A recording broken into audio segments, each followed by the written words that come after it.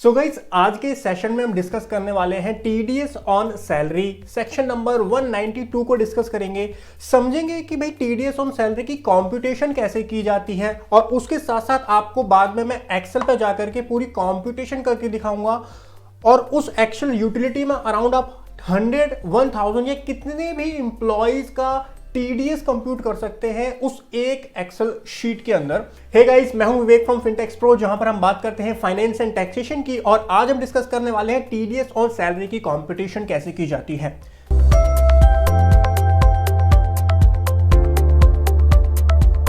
So guys, आ चुके हैं system पे। ये वो कैलकुलेटर है जो मैं आपको बता रहा था, ये वो यूटिलिटी है जिसके अंदर हमको अपना डेटा जो है वो फिल करना है, और डेटा फिल करने के बाद ये यूटिलिटी अपने आप एवरेज एनुअल जो इनकम टैक्स का रेट है वो हमको निकाल के दे देगी हर इंप्लॉय का। यहां पर अच्छी चीज ये है, आपको एक एक इंप्लॉय का अलग अलग नहीं निकालना, और आप एक साथ यहां पर डिटेल डालो, चाहे 10 इंप्लॉइज हैं, चाहे 100 इंप्लॉइज हैं, चाहे 1000 इंप्लॉइज हैं, सबका जो है आपका रेट जो है वो एक बार में निकल के आपका आ जाएगा। एंड गाइस, एक्सेल यूटिलिटी आप इजीली इसको यूज कर सकते हो, कोई इसमें ज्यादा हार्ड एंड फास्ट आपको सीखने की जरूरत नहीं है। मैं आपको बताता हूं इसके अंदर डेटा आपको कैसे जो है वो फिल करना है। सो गाइस, ये मंथली सैलरी शीट है। यहां पर मुझे निकालना है कि टीडीएस का रेट क्या है हर इंप्लॉइज का। देखिए, हर इंप्लॉय का अलग अलग टीडीएस का एक एनुअल रेट आएगा, और उसके बाद मेरा टीडीएस निकल के आएगा उस महीने का, एंड देन उसके अकॉर्डिंग जो मेरा नेट पे है वो ऑब्वियसली जो टीडीएस होगा वो डिडक्ट होगा, उसके बाद मेरा नेट पे जो है वो फाइनल अमाउंट आएगी। नाउ क्वेश्चन इज, ये मेरी मंथली सैलरी है। अब मुझे करना क्या है, सबसे पहले तो मुझे एस्टिमेटेड एनुअल सैलरी, देखिए मेरे को क्या चाहिए, एस्टिमेटेड एनुअल सैलरी की जरूरत होती है अपनी इस कंप्यूटेशन को करने के लिए। एक महीने की सैलरी से काम नहीं चलेगा, मुझे एस्टिमेटेड एनुअल सैलरी करनी पड़ेगी ना। एस्टिमेटेड कैसे करनी है, आपकी जो मंथली सैलरी है आप सिंपली उसको मल्टीप्लाई कर दीजिए 12 से, और अगर कोई एस्टिमेटेड इंसेंटिव बोनस आप पहले से एक्सपेक्टेड है कि इंप्लॉय को मिलेगा तो वो भी आप यहां पर एडजस्ट कर सकते हैं, क्योंकि ये estimated annual income, annual salary है इंप्लॉय की। ओके जी, तो यहां पर बेसिकली देखो मैंने क्या किया, ये जो एस्टिमेटेड एनुअल सैलरी है, यहां पर मैंने क्या किया, जो सैलरी है एम्प्लॉय की उसको 12 से मल्टीप्लाई कर दिया। तो जो सैलरी के जितने भी कंपोनेंट्स हैं उनको मैंने 12 से मल्टीप्लाई कर दिया, तो मेरी एस्टिमेटेड एनुअल सैलरी आ गई एम्प्लॉय की। उसके बाद सीटीसी आ गया, ऑब्वियसली सीटीसी भी 12 पूरे ईयर का आएगा ये। एंड देन अगर हम देखें, फिर हमारा आता है इनकम टैक्स की इंफॉर्मेशन। ना, इनकम टैक्स की इंफॉर्मेशन आपको कुछ चाहिए होती है ऑब्वियसली। एम्प्लॉय का टीडीएस कंप्यूट करना इजी टास्क नहीं है, बहुत सारी डिटेल इंफॉर्मेशन आपको चाहिए होती है अपने एम्प्लॉय की। तो कौन कौन सी इंफॉर्मेशन चाहिए आपको, देखिए सबसे पहले आपको पैन चाहिए। अच्छा, ये जो इंफॉर्मेशन है ना, ये आपकी कंप्यूटेशन में भी काम आएगी, और ये इंफॉर्मेशन आपकी जो आप रिटर्न फाइल करते हैं, क्वार्टरली रिटर्न जो होती है टीडीएस की, वहां पर भी आपकी ये वाली इंफॉर्मेशन काम आती है। सबसे पहले आपको पैन नंबर चाहिए, एम्प्लॉय का पैन चाहिए जी सबसे पहले तो, और मोस्ट इंपॉर्टेंट थिंग, बिल्कुल करेक्ट पैन होना चाहिए, कोई उसमें एरर नहीं होनी चाहिए। दूसरा, आपको डेट ऑफ बर्थ चाहिए एम्प्लॉय की।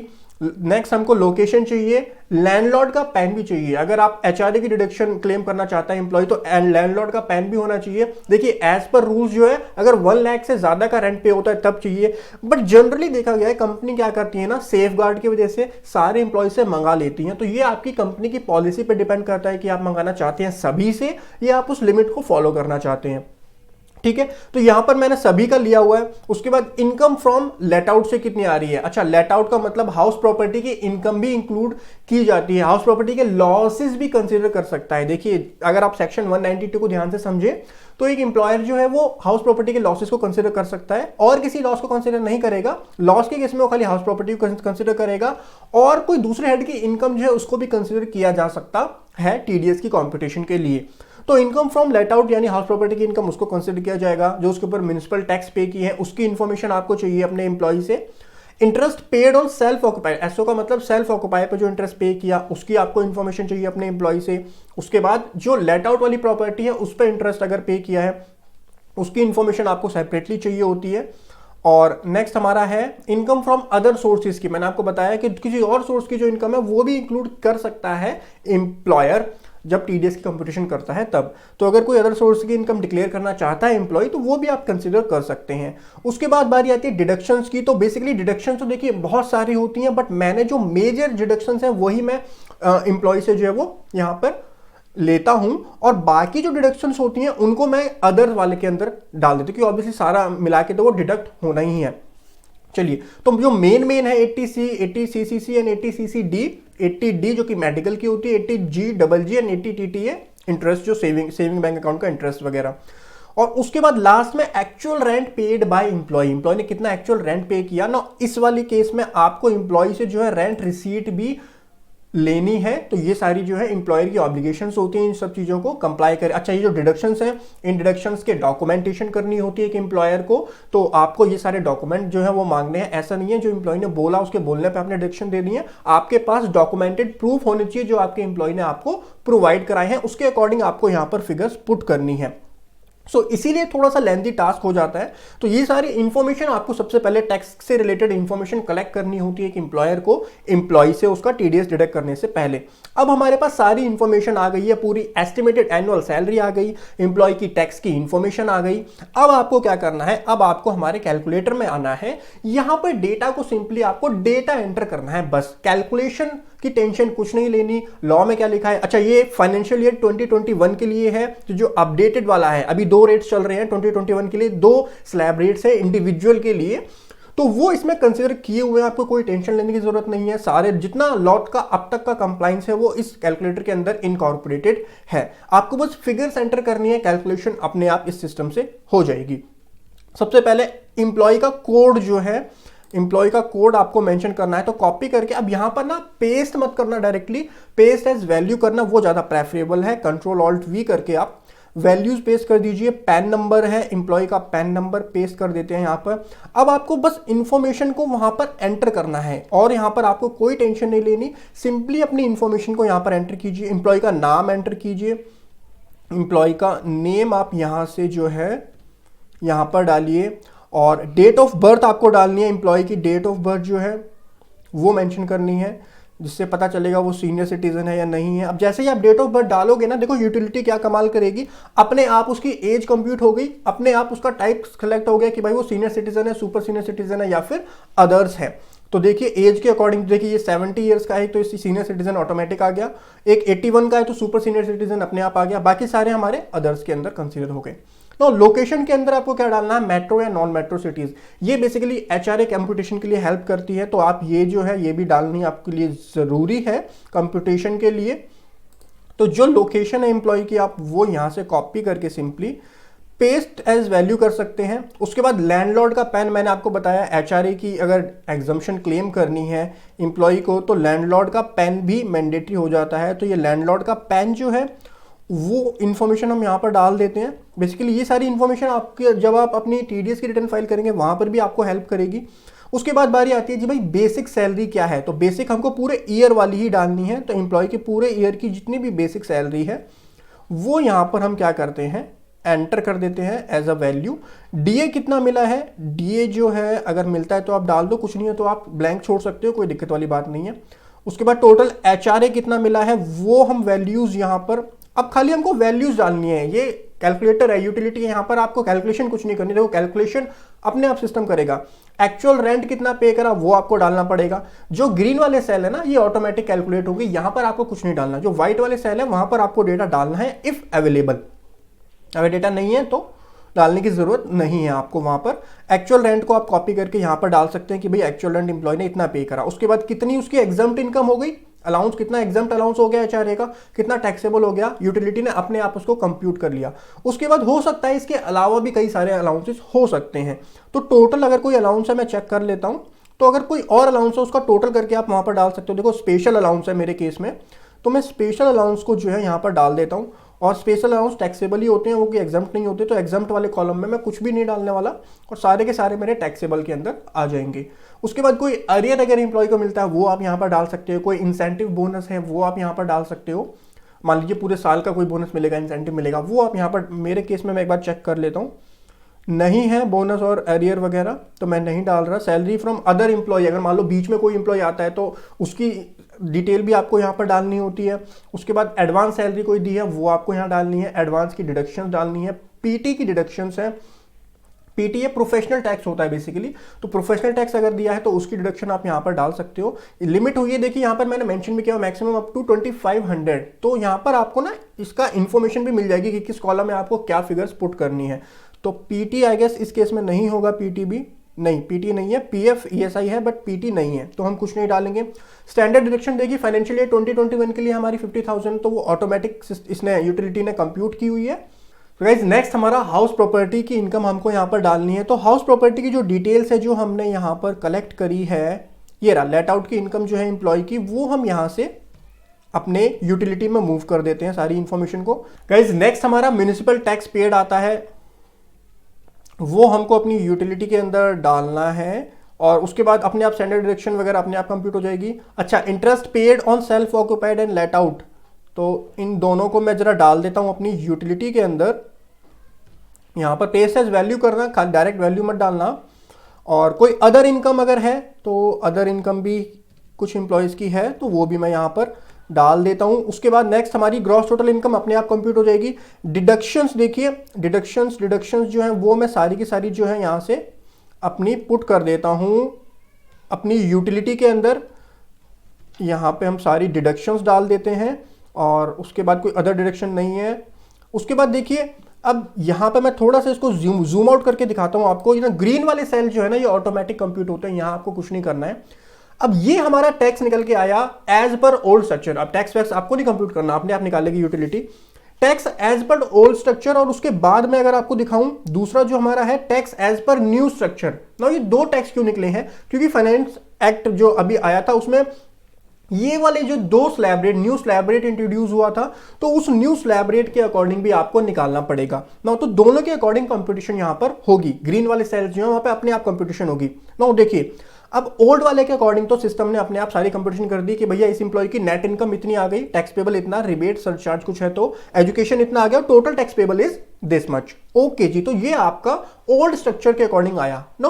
अब बात आते हैं कि हमारे न्यू स्ट्रक्चर में अभी कोई भी फिगर नहीं आ रही। उसका रीजन समझो क्यों नहीं आ रही, क्योंकि यहां पर देखिए नो किया हुआ है। नो क्यों किया हुआ है, क्योंकि इनकम टैक्स ने एक जो है नोटिफिकेशन इशू की थी, तो उसने बोला था कि अगर कोई भी इंप्लॉय जो है ऑप्ट करना चाहता है न्यू स्कीम को, तो उसको इंटीमेट करना पड़ेगा एम्प्लॉयर को कि वो करना चाहता है। यहां पर अब मैंने नो इसलिए किया हुआ, मैं ये अज्यूम करके चल रहा हूं कि कोई भी इंप्लॉय जो है ये नहीं ऑप्ट कर रहा है ना। यहां पर जो है एम्प्लॉयर की रिस्पॉन्सिबिलिटी है कि वो सब सारे एम्प्लॉय से एक बार पूछे थ्रू द मेल और किसी अदर मीन से कि भैया आप न्यू वाले स्लैब को ऑप्ट करना चाहते हो, न्यू वाले स्ट्रक्चर में जाना चाहते हो या नहीं जाना चाहते हो। अगर कोई रिप्लाई नहीं आता तो यहां पर बाय डिफॉल्ट हमको नो ही करना है। बाकी देखिए जैसे अगर आप यहां पर यस करते हो ना, लेट सपोज मैं आपको फॉर एग्जाम्पल के लिए दिखा देता हूं। यहां पर लेट सपोज मैं यस कर देता हूं, मैं सब में एक बार आपको यस करके दिखाता हूं। ये देखिए सपोज मैंने यस कर दिया, नहीं मेरे सारे इंप्लॉइज जो हैं वो नए वाले स्ट्रक्चर की तरफ जाना चाहते हैं, तो उसके बाद जो है मेरा क्या होगा, न्यू वाले स्ट्रक्चर की कंपटीशन अपने आप यहां पर हो जाएगी ना। यहां पर मेरा टैक्स पेबल आ जाएगा और ऑब्वियसली अगर मैंने यहां पर यस किया है, इसका मतलब इंप्लॉय नए स्ट्रक्चर में कंप्यूट करेगा, तो मेरी फिगर जो है नए के अकॉर्डिंग यहां पर आएगी। लेकिन इसी तरीके से आपको जो नो है, मान लीजिए एक इंप्लॉय नहीं करना चाहता, तो यहां पर अपने को नो करना है, तो यूटिलिटी अपने आप करेगी काम, आपको कुछ नहीं करना। ये टैक्स जो है वो अपने आप निकाला जाएगा यहां पर। तो आपको बस ये ध्यान रखना है एज अ एम्प्लॉयर कि यहां पर यस और नो अकॉर्डिंगली करना है, जो एम्प्लॉय चाहता है उसके अकॉर्डिंग। ठीक है, तो बाय डिफॉल्ट मैं यहां पर नो कर देता हूं, बाकी मैंने आपको यस करके दिखा दिया कि उस वहां पर क्या होगा। नो के केस में देखो ये न्यू स्ट्रक्चर की कंपटीशन नहीं होगी। चलिए जी आगे चलते हैं। लास्ट में ये हमारा टोटल टैक्स पेबल आ गया। उसके बाद टीडीएस ऑलरेडी डिडक्टेड। नो यहां पर टीडीएस ऑलरेडी डिडक्टेड आपको लिखना है। Let suppose of mid of the month में आप ये यूटिलिटी यूज कर रहे हो, पहले आप किसी और तरीके से निकालते थे या पहले आप कोई पेड सॉफ्टवेयर यूज करते थे। ये बेसिकली फ्री यूटिलिटी आप डाउनलोड कर सकते हो नीचे रिसोर्सेज एंड डिस्क्रिप्शन से। तो हो सकता है किसी इंप्लॉयर के, या फिर मान लो कोई दूसरी कंपनी से आया एम्प्लॉय, तो उसका पहले से टैक्स डिडक्ट होगा, ये भी हो सकता है। तो वो सारी जो टैक्स डिडक्ट हुआ है अभी तक वो आपको यहां पर लिखना है। ये इंफॉर्मेशन आपको एम्प्लॉय से कलेक्ट करनी है कि आपका कितना टीडीएस जो है वो डिडक्ट हो रखा है ऑलरेडी। चलो गाइस नेक्स्ट हमारा है बैलेंस मंथ। देखिए बैलेंस मंथ में आपको जितने उस फाइनेंशियल ईयर में जितने मंथ्स बचे हुए हैं वो आपको यहां पर डालने हैं। सो ये जो मैं कर रहा हूं दिसंबर मंथ के लिए कंपटीशन पूरी कर रहा हूं। दिसंबर मंथ की वो सैलरी थी और अब मेरे जो मंथ्स बचे हैं दिसंबर, जनवरी, फरवरी एंड मार्च, तो मेरे टोटल 4 मंथ जो है वो रिमेनिंग है इस फाइनेंशियल ईयर में। तो मैं यहां पर 4 डालूंगा। दैट मींस ये जो बैलेंस टैक्स पेबल है ये इतने मंथ्स के अंदर एडजस्ट करना है हमको। तो 4 करके दैट मीन्स हमारा 4 मंथ्स के अंदर एडजस्ट होगा। नाउ उसके बाद मंथली टीडीएस अपने आप आ जाएगा। मंथली सैलरी यहां पर आपको डालनी है। नाउ मंथली सैलरी कहां से आएगी, जो हमारी सैलरी शीट थी सिंपली आप वहां से क्या कर सकते हो, सैलरी शीट में से this is our monthly salary, this is our this is our monthly salary, जो टोटल पे यानी टीडीएस डिडक्ट होने से पहले वाली जो अमाउंट होती है वो हमारी मंथली सैलरी होगी और उसको हम डाल देते हैं यहां पर। This is our monthly salary का मतलब ये है। और उसके बाद हमारा एक परसेंटेज निकल के आ जाएगा। नाउ आपको ये परसेंटेज हर महीने अप्लाई करना है उस टोटल सैलरी पे। नाउ कौन सी वाली सैलरी पे, टीडीएस काटने से जो पहले वाली सैलरी आई उसके ऊपर आपको अप्लाई करना है और आपका जो है टीडीएस निकल के आ जाएगा। तो सिंपली जो हमारा रेट आया उस रेट को यहां से हम कर लेते हैं कॉपी एंड यहां पर कर देते हैं पेस्ट। तो यहां पर हम पेस्ट करेंगे तो वो हमारी जो है यहां पर परसेंटेज आ जाएगा। सो गाइस इस रेट के अकॉर्डिंग टीडीएस जो है वो डिडक्ट किया जाएगा बैलेंस मंथ में। अब आप एक चीज देख के कंफ्यूज मत होना कि यहां पर ये 41% और 32% क्यों आ रहा है। एक चीज समझो, इन एम्प्लॉइज की सैलरी है ज्यादा, लेकिन अब ये टीडीएस इनका डिडक्ट स्टार्ट होगा हमारा दिसंबर मंथ से, तो ऑब्वियसली 4 मंथ्स में वो टीडीएस जो है वो अमाउंट उसकी ज्यादा होगी क्योंकि पूरे ईयर जो है वो थ्रू आउट नहीं गया है। ठीक है, तो उसके बाद सिंपली आपको टीडीएस के लिए क्या करना है, आपको मल्टीप्लाई दिस इंटू दिस, तो जो भी परसेंटेज है उसके अकॉर्डिंग आप मल्टीप्लाई कर दोगे तो आपका टीडीएस निकल के आ जाएगा और टीडीएस के बाद आपको जो है आपका नेट पे जो है वो यहां पर आ जाएगा। सो गाइस देखिए यहां पर इस एम्प्लॉय का 65% आ रहा है, इसका मतलब ये नहीं है कि 65 पूरे ईयर कटा है, जो 65% कटेगा। अब ये नेक्स्ट खाली 4 मंथ्स का रेट है ना, अब आप अगले महीने भी इतना काटोगे, सो 4 मंथ का जब आप उसको पूरे एनुअल में आप एडजस्ट करोगे तो आपका टोटल टीडीएस जो है वो उस अकॉर्डिंग ही निकलेगा और आपका नेट पे उस अकॉर्डिंग एडजस्ट होगा। ऑब्वियसली अगर पूरे ईयर नहीं कटा है, दिसंबर में जाके टीडीएस कट रहा है और मंथली सैलरी ज्यादा है, तो लास्ट के जो 3 और 4 मंथ्स है वहां पर टैक्स ऑब्वियसली ज्यादा ही बनने वाला है। तो आपका जो है परसेंटेज आ जाएगा। उसके बाद देखिए एक क्वेश्चन और आता है, अब मान लीजिए दिसंबर मंथ की तो हमने निकाल ली, हमारा नेट पे आ गया, हमने एम्प्लॉय को पे कर दिया। नेक्स्ट क्वेश्चन जो आता है, क्या अगले महीने भी हमको ये रेट लगाना है। देखिए अगले महीने आपको ये रेट जो है आपका फिक्स हो गया है, अप टू जो बैलेंस मंथ है आप ये रेट जो है वो यूज कर सकते हो, लेकिन आपको ये रेट कब चेंज करना पड़ेगा, जब आपकी सैलरी में कोई वेरिएशन आता है, जब कोई इंसेंटिव मिलता है, कोई इंक्रीमेंट होता है, उन सिचुएशन के अंदर आपको यहां पर जो है जो कैलकुलेटर है इसमें एडजस्टमेंट करनी पड़ेगी और उसके बाद आपका जो रेट है वो रिवाइज होकर के आएगा। सो गाइस इस तरीके से आपको जो है टीडीएस कंप्यूट करना होता है सैलरी के ऊपर। ये था गाइस आज का पूरा discussion. Hope so you find the video informative. Thank you so much for watching. Have a great time.